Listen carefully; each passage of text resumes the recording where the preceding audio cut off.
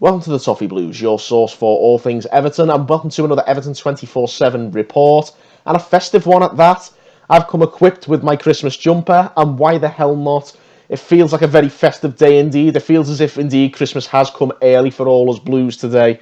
There's no doubt about that when you look at what's been in the news today.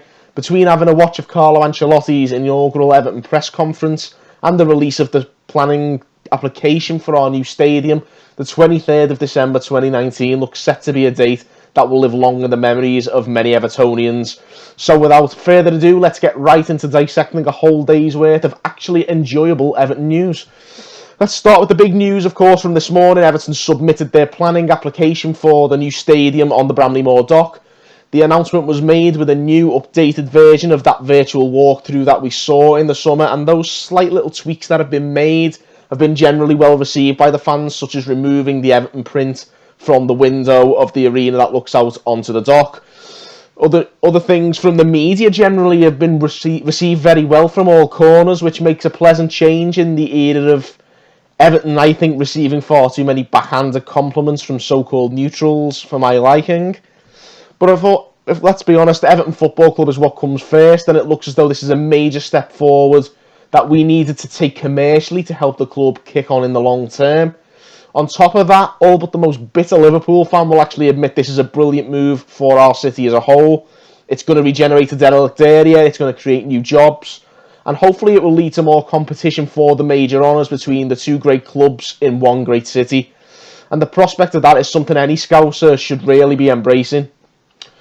Moving on, and Carlo Ancelotti, of course, on the same day has been taken to the press box at Everton for the first time today, and he generally dealt with that occasion and the plethora of questions that come with it very, very well.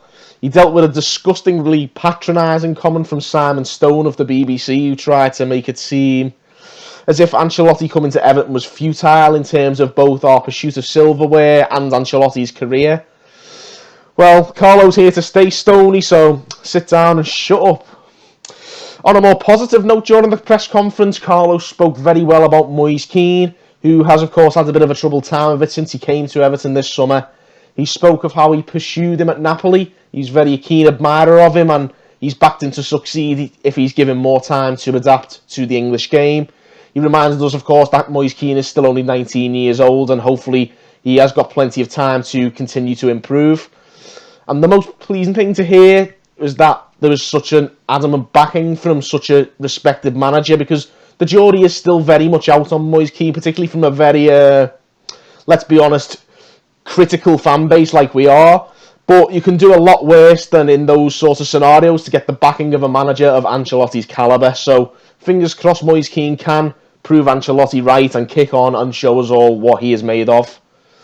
Ancelotti, of course, is also keen to bring in some big names, and he did, of course, make a tongue-in-cheek reference to Zlatan Ibrahimovic in his presser today, albeit suggesting he might not just come in as a player.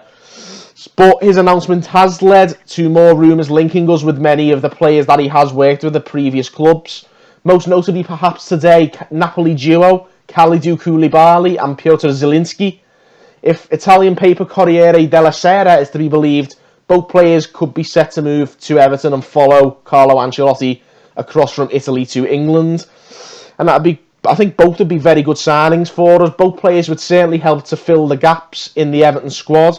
Zielinski would help to quell the injury crisis that is really starting to take hold of our midfield.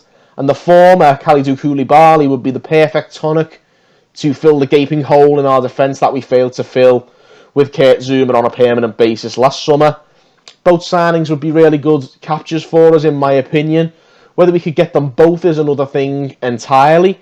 But everybody said we wouldn't get Ancelotti, and look what happened there. So fingers crossed we can bring some big names in the not too distant future. Hopefully starting with the January window, which is not too far away now at all. Staying with possible Kurt Zouma replacements, rumours have resurfaced through L'Equipe, linking Everton to one of their supposed Zouma alternatives from last summer. That was Lille defender Adama Soumaoro. The article suggests that Soumaoro is still keen on moving to the Premier League, despite a bit more of a heavier interest coming from clubs in the Bundesliga. The article explains how Lille plan to trim their squad size, and goes on to cite that both former suitors Everton and Crystal Palace are still interested, and they could be possible destinations for Soumaoro if Lille were to plan on cashing in. And speaking of trimming the squad, that is very much something we ourselves need to do, in my opinion. And today, report in Turkey suggests we could be set to do so with Umar Niasse, who the article now goes on to report that is on his 5th permanent manager with Ancelotti coming in. His 5th manager in nearly 4 years for Umar Niasse. It's insane to think about it, but he may be finally set to leave Everton on a permanent basis. If the Turkish media would have you believe, they suggest his agent is already lining up a move for him to Fenerbahce, and Niasse is also apparently keen on making that move. Despite the energy and work ethic that we know Niasse brings to the team, it is clear that Niasse is lacking in the level of skill needed to play at the top level. And for that reason, he does need to be moved on if the chance to sell him like this does come around. So maybe, just maybe, we can also continue our plans to cut the squad size down, get rid of some of the deadwood, and in doing so, maybe give a bit more of a war chest to Carlo ahead of January and beyond. So whatever way you look at it, it seems there's loads of reasons for Christmas cheer for everyone associated with Everton Football Club. And let's be honest, after the season we've had, don't we deserve it?